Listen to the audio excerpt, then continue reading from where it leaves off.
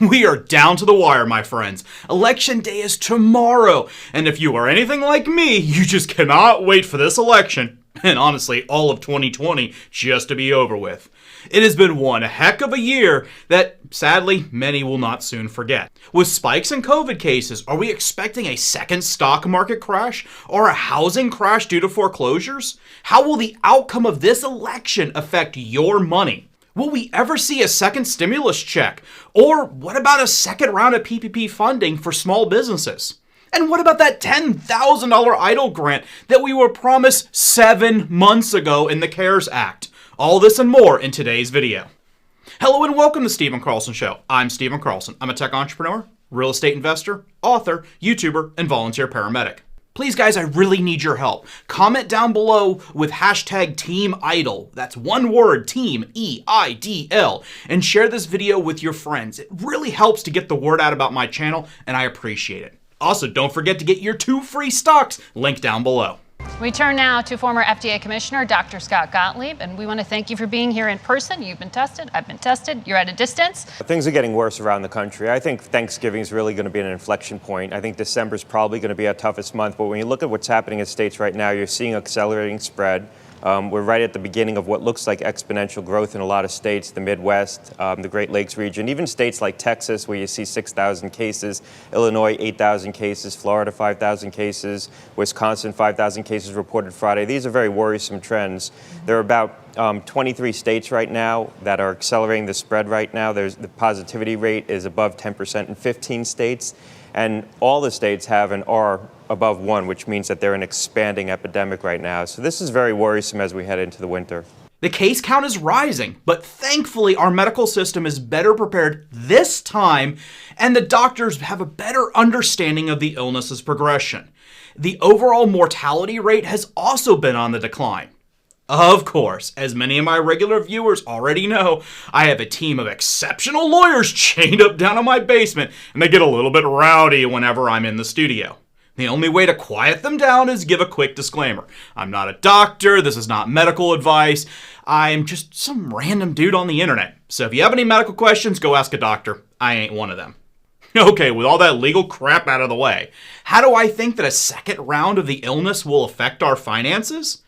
Now, not to discount anyone suffering from a medical or emotional standpoint, but this is a finance channel, so I'm going to focus on the financial aspects. I think as we get into the next 2 or 3 weeks, it's going to be unmistakable what's happening around the country, and we're going to have to start taking tough steps. I don't think we're going to lock down like Europe is right now, and Europe has a very dense epidemic. There's a very worrisome trend underway in Europe. Europe didn't think they were going to lock down either, and now they are. That is true, but I don't think the political support is here for that, even at a state level. I think you're going to see targeted mitigation. States take local actions, but we're going to have to start taking more aggressive actions.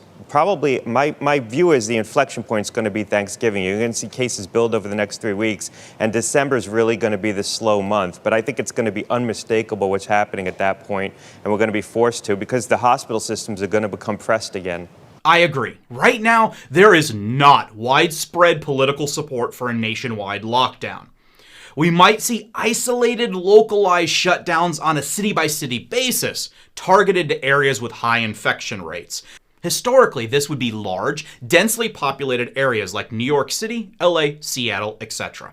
But the chances of seeing a nationwide shutdown like we had earlier this year probably will not happen. But state and local government funding provides resources for testing. Why is it that South Korea provides safe, anonymous, and free testing?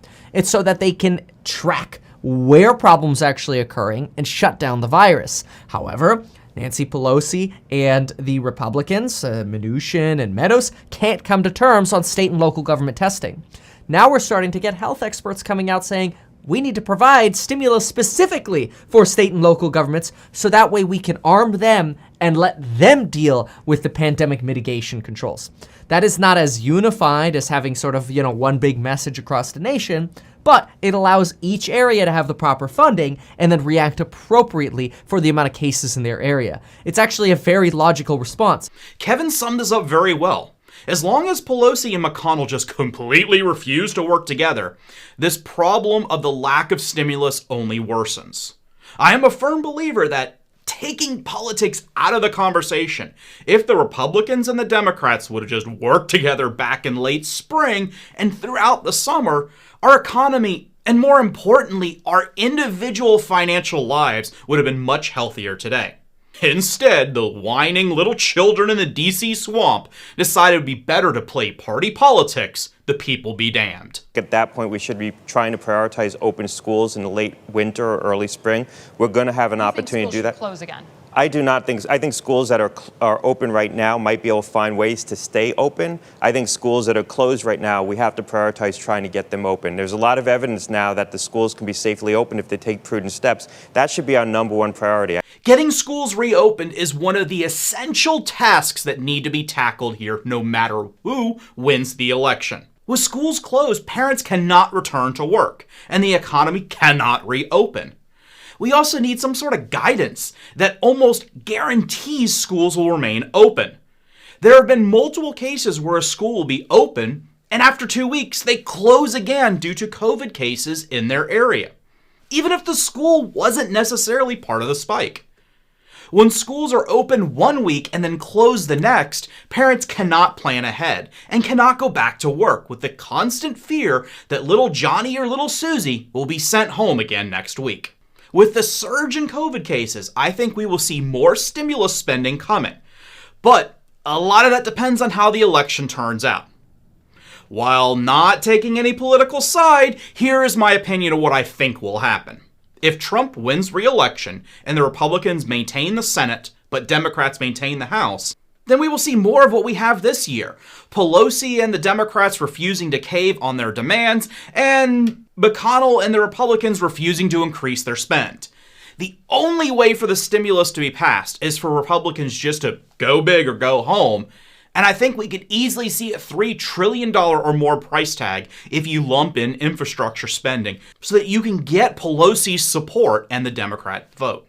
If Biden wins the election, I doubt we will see any stimulus until late spring. Why?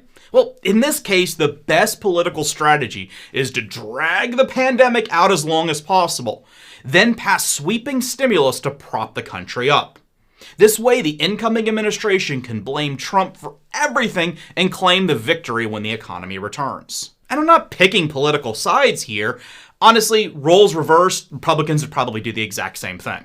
It's just sad, but that's how the DC swamp works. No matter who wins, the party that lost will do everything they can to blame the other party for the state of the economy and the overall pandemic. Remember, for career politicians, their number one goal is not serving us, the American people. It's advancing their own political standings.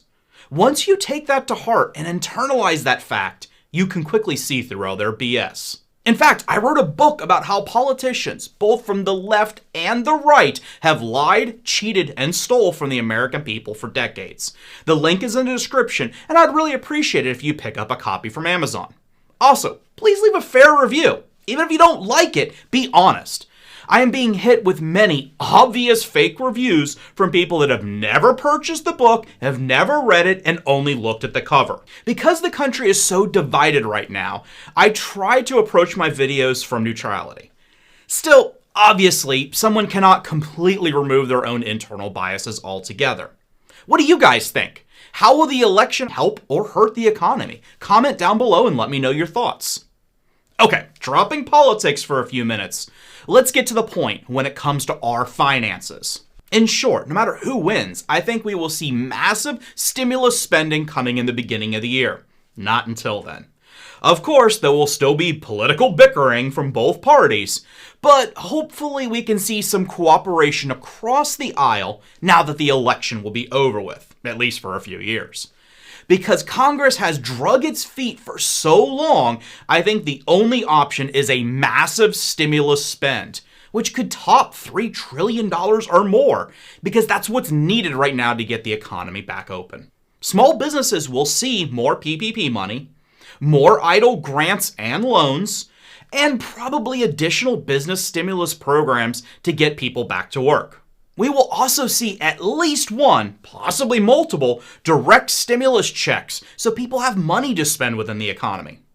Failure to do so will cause one of the most massive real estate crashes that we have seen in recent history, and will put 2008 to shame.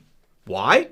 Well, it's simple. If people cannot pay their house loans, the bank will foreclose on their property. If tenants cannot pay rent, landlords will default on their loans as well.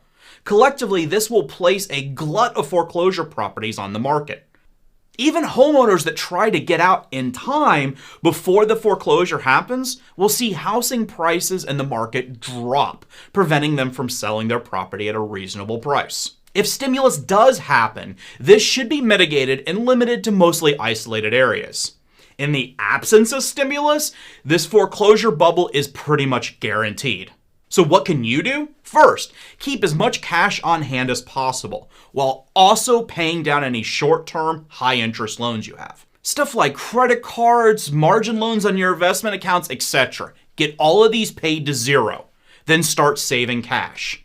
Anyone that has cash ready for this upcoming fire sale in real estate will see huge financial returns in the coming years. Remember, wealth is made during economic downturns. That is really the only time that you can buy cheap and then profit when the economy turns around. Thank you very much for watching. Please make sure you click like and subscribe. Doing so really helps the YouTube algorithm. I appreciate it. Thanks, and I'll see you on the next one.